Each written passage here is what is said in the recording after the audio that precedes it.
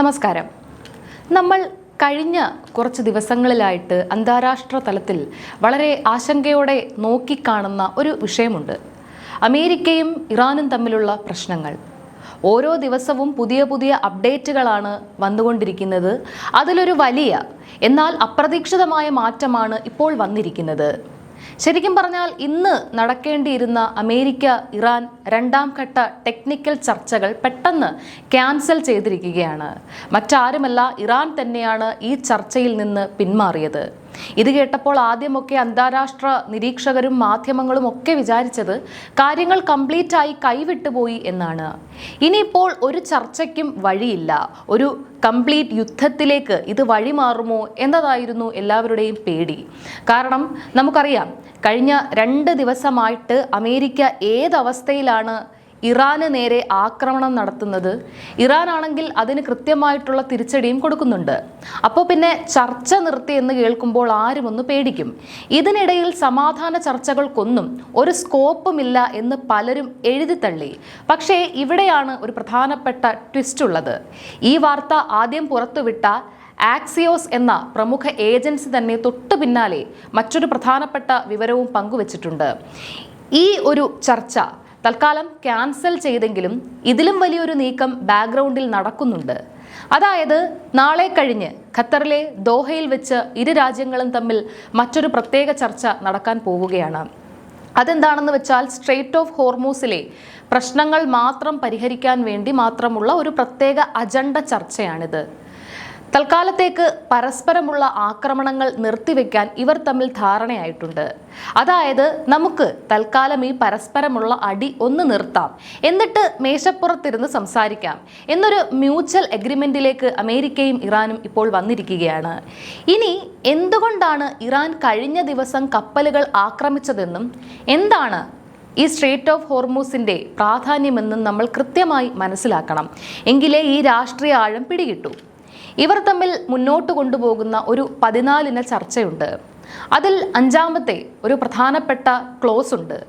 അതനുസരിച്ച് straight of ഹോർമൂസിന്റെ പൂർണ്ണമായ control ഇറാന്റെ കൈകളിലാണ്. അതായത് ഇറാന്റെ കോസ്റ്റൽ ഗാർഡിന്റെയോ നേവിയുടെയോ കൃത്യമായ അനുമതിയോ കൺഫർമേഷനോ ഇല്ലാതെ ഒരു കപ്പലും ആ വഴി ക്രോസ് ചെയ്യാൻ പാടില്ല. എന്നാൽ കഴിഞ്ഞ ദിവസം സംഭവിച്ചത് എന്താണെന്ന് വെച്ചാൽ, ഇത് മറികടന്നുകൊണ്ട് ഇറാന്റെ യാതൊരു അനുമതിയുമില്ലാതെ ചില കപ്പലുകൾ മറ്റൊരു പാതയിലൂടെ പോകാൻ ശ്രമിച്ചു. വെറുതെ പോയതല്ല, അമേരിക്കൻ മിലിറ്ററിയുടെയും നേവിയുടെയും കംപ്ലീറ്റ് സപ്പോർട്ടോടും സുരക്ഷയോടും കൂടിയാണ് ഈ കപ്പലുകൾ പോയത്. ഇത് കണ്ടപ്പോഴാണ് ഇറാൻ തങ്ങളുടെ പരമാധികാരം ഉപയോഗിച്ച് ആ കപ്പലുകളെ ആക്രമിച്ചത്. ശരിക്കും പറഞ്ഞാൽ അവിടെ സമാധാന ചർച്ചകൾ നടന്നുകൊണ്ടിരിക്കുമ്പോൾ തന്നെ അമേരിക്കയാണ് ആ ക്ലോസുകൾ ലംഘിച്ചത്. അവരാണ് കപ്പലുകൾക്ക് നിയമവിരുദ്ധമായി സപ്പോർട്ട് കൊടുത്തത്. അതുകൊണ്ട് തന്നെ ഇറാന്റെ ഭാഗം ഇവിടെ വളരെ ശക്തമാണ്. ഞങ്ങളുടെ അനുമതിയില്ലാതെ വന്നാൽ ഇനിയും അടിക്കും എന്ന നിലപാടിൽ തന്നെയാണ് ഇറാൻ. ഈ ഒരു 2 ദിവസത്തെ സംഘർഷം കാരണം വലിയൊരു പ്രതിസന്ധിയാണ് ഉണ്ടായത്. സാധാരണ സ്ട്രെയ്റ്റ് ഓഫ് ഹോർമൂസ് വഴി കടന്നു പോകേണ്ട കപ്പൽ ഗതാഗതം 70% നിന്ന് 30% ഇടിഞ്ഞു. കപ്പലുകളൊക്കെ വഴിതിരിച്ച് വിടേണ്ടി വന്നു. ആഗോള വിപണിയെയും എണ്ണവിലയെയും ഒക്കെ ബാധിക്കുന്ന കാര്യമാണിത്. ഇതുകൊണ്ടാണ് ലോകരാജ്യങ്ങളും പ്രത്യേകിച്ച് ഖത്തറുമൊക്കെ പെട്ടെന്ന് ഇടപെട്ടത്. അവർ അമേരിക്കയെയും ഇറാനെയും വിളിച്ച് സംസാരിക്കുകയുണ്ടായി. കാരണം ഈ റൂട്ട് ഇറാൻ ശക്തമായി തുടർച്ചയായി അടച്ചാൽ അമേരിക്കയ്ക്കത് താങ്ങാൻ പറ്റില്ല. ലോകരാജ്യങ്ങൾ മുഴുവൻ അമേരിക്കയ്ക്ക് എതിരാകും. കാരണം ബിസിനസ് തടസ്സപ്പെടുന്നത് ആർക്കും ഇഷ്ടമല്ലല്ലോ. അമേരിക്ക ശരിക്കും അവിടെ പെട്ടുപോകും. അതുകൊണ്ടാണ് ഒടുവിൽ അമേരിക്ക തന്നെ ഖത്തർ വഴി ഈ ചർച്ചയ്ക്ക് മുൻകൈയെടുത്തത്. ഇറാൻ അതിന് സമ്മതിക്കുകയും ചെയ്തു. എങ്കിലും ഹോർമൂസിന്റെ കൺട്രോൾ തങ്ങളുടെ കയ്യിൽ തന്നെയാണെന്ന് ഇറാന്റെ റവല്യൂഷണറി ഗാർഡ് ശക്തമായി പ്രസ്താവന ഇറക്കിയിട്ടുണ്ട്. ഇനി ഇതിനേക്കാളൊക്കെ വലിയൊരു രാഷ്ട്രീയ മാറ്റം നടക്കുന്നത് എവിടെയാണ്? അത് അമേരിക്കയ്ക്കുള്ളിൽ തന്നെയാണ്. അമേരിക്കയും ഇസ്രയേലും തമ്മിലുള്ള ആ പഴയ അടിയുറച്ച ബന്ധത്തിൽ ഇപ്പോൾ വലിയ വിള്ളലുകൾ വീഴുന്നതായാണ് മെയിൻ സ്ട്രീം മാധ്യമങ്ങൾ റിപ്പോർട്ട് ചെയ്യുന്നത്. പ്രത്യേകിച്ച് അമേരിക്കയിലെ റിപ്പബ്ലിക്കൻ പാർട്ടി പോലും ഇപ്പോൾ ഇസ്രയേലിനെതിരെ തിരിയുന്നു എന്നുള്ള വാർത്തകളാണ് പുറത്തു വരുന്നത്. നമുക്കറിയാം, വർഷങ്ങളായിട്ട് ഇസ്രയേലിനെ കണ്ണടച്ച് പിന്തുണയ്ക്കുന്നവരാണ് റിപ്പബ്ലിക്കൻസ്. ഡൊണാൾഡ് ട്രംപിന്റെ ഒക്കെ പാർട്ടിയാണത്.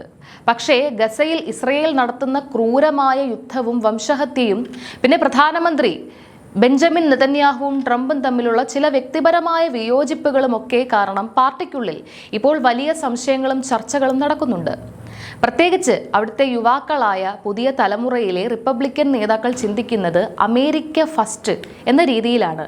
അതായത് അമേരിക്കക്കാരുടെ പണവും റിസോഴ്സും ആദ്യം അമേരിക്കയ്ക്ക് വേണ്ടി ഉപയോഗിക്കണം, അമേരിക്കയ്ക്കാണ് ഒന്നാം സ്ഥാനം, അത് കഴിഞ്ഞ് ഇസ്രയേലും ബാക്കി രാജ്യങ്ങളും ഉള്ളൂ എന്ന് ഇവിടുത്തെ പുതിയ യൂത്ത് ചിന്തിച്ചു തുടങ്ങിയിരിക്കുന്നു. പഴയ ഇവാഞ്ചലിക്കൽ വോട്ടർമാർ ഇപ്പോഴും ഇസ്രയേലിനെ കട്ടയ്ക്ക് പിന്തുണയ്ക്കുന്നുണ്ടെങ്കിലും പൊതുവെ പാർട്ടിക്കുള്ളിൽ ഇസ്രയേലിനോടുള്ള താല്പര്യം കുറഞ്ഞു വരികയാണ്. ഇത് വെറുതെ പറയുന്നതല്ല. പ്രശസ്തമായ പ്യൂ റിസർച്ച് സെന്റർ അടുത്തിടെ പുറത്തുവിട്ട ചില കൃത്യമായ സർവേ കണക്കുകൾ നമുക്ക് പരിശോധിക്കാം. ഇത് കേട്ടാൽ നിങ്ങൾക്ക് കാര്യം കുറെ കൂടി മനസ്സിലാകാൻ സാധിക്കും. മുമ്പ് 55% അമേരിക്കൻ ജനത ഇസ്രയേലിനെ അനുകൂലിച്ച് വളരെ ഫേവറബിളായി ചിന്തിച്ചിരുന്നവരാണ്. എന്നാൽ ഈ 2016 എത്തുമ്പോൾ ആ കണക്ക് വെറും 37% കുറഞ്ഞിരിക്കുകയാണ്. നോക്കൂ, എത്ര വലിയ ഇടിവാണിത്. അതായത് ഭൂരിഭാഗം അമേരിക്കക്കാരും, അതായത് ഏകദേശം 63% ആളുകൾ ഇപ്പോൾ ഇസ്രയേലിന്റെ നിലപാടുകളെ സപ്പോർട്ട് ചെയ്യുന്നില്ല.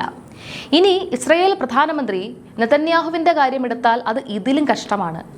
2022-23 കാലഘട്ടത്തിൽ നെതന്യാഹുവിൽ ഒട്ടും വിശ്വാസമില്ല എന്ന് പറഞ്ഞവർ 42% ആയിരുന്നെങ്കിൽ ഇപ്പോഴത് 59% ഉയർന്നു. അതായത് അമേരിക്കൻ ജനതയ്ക്ക് നെതന്യാഹുവിലുള്ള വിശ്വാസ്യത അത്രത്തോളം ഇടിഞ്ഞുപോയി. ദി ഗാർഡിയൻ പോലെയുള്ള അന്താരാഷ്ട്ര മാധ്യമങ്ങളൊക്കെ ഈ റിപ്പബ്ലിക്കൻ പാർട്ടിയിലെ മാറ്റങ്ങളെയും ജനങ്ങളുടെ പ്രതിഷേധങ്ങളെയും പറ്റി വലിയ ലേഖനങ്ങളാണ് എഴുതുന്നത്. ഗസയിൽ ഇസ്രയേൽ നടത്തുന്ന വംശഹത്യക്കെതിരെയും അതിന് കൂട്ടുനിൽക്കുന്ന അമേരിക്കൻ ഭരണാധികാരികളുടെ കോമാളിത്തരങ്ങൾക്കെതിരെയും അവിടുത്തെ സാധാരണ ജനങ്ങൾ പരസ്യമായി രംഗത്ത് വരുന്നുണ്ട്. ചുരുക്കം പറഞ്ഞാൽ അന്താരാഷ്ട്ര തലത്തിൽ ഇസ്രയേൽ ഇപ്പോൾ സാവധാനം ഒറ്റപ്പെട്ടുകൊണ്ടിരിക്കുകയാണ്. ട്രംപിനും ചില മുൻനിര അമേരിക്കൻ രാഷ്ട്രീയക്കാർക്കുമൊക്കെ ഇസ്രയേലുമായി വലിയ ബിസിനസ് താല്പര്യങ്ങളും ജൂത ലോബിയുടെ സമ്മർദ്ദവും ഉള്ളതുകൊണ്ട് അവർക്ക് പെട്ടെന്ന് ഇതിൽ നിന്ന് പൂർണ്ണമായി ഊരിപ്പോരാൻ പറ്റില്ലായിരിക്കാം. നമ്മൾ ഈ എപ്സ്റ്റീൻ ഫയലുകളെ പറ്റിയൊക്കെ കേട്ടിട്ടില്ലേ? അതൊക്കെ വെറും ഐസ്ബർഗിന്റെ ടിപ്പ് മാത്രമാണ്. അതിൻ്റെ താഴോട്ട് ഒരുപാട് കള്ളക്കച്ചവടങ്ങളും ബ്ലാക്ക് മെയിലിങ്ങും ഒക്കെ നടക്കുന്നുണ്ടാകാം. അതുകൊണ്ടാണ് ഭരണാധികാരികൾക്ക് ഇസ്രയേലിനെ തള്ളാൻ പറ്റാത്തത്. പക്ഷേ അവിടുത്തെ സാധാരണ ജനങ്ങളും യുവാക്കളും ഈ അനീതിക്കെതിരെ ശക്തമായി പ്രതികരിക്കുന്നുണ്ട് എന്നത് വലിയൊരു പ്രത്യാശയാണ് നൽകുന്നത്. എന്തായാലും ഇന്ന് തൽക്കാലത്തേക്ക് മാറ്റിവെച്ച ഇറാൻ അമേരിക്ക ടെക്നിക്കൽ ചർച്ചകൾക്ക് പകരം ഖത്തറിൽ നടക്കാൻ പോകുന്ന ഹോർമൂസ് ചർച്ചയിൽ ലോകരാജ്യങ്ങൾക്കും ഇന്ത്യക്കുമൊക്കെ ഗുണകരമാകുന്ന നല്ലൊരു തീരുമാനം ഉണ്ടാകട്ടെ എന്ന് നമുക്ക് പ്രത്യാശിക്കാം. കാരണം സമാധാനമാണ് എല്ലാവർക്കും വേണ്ടത്.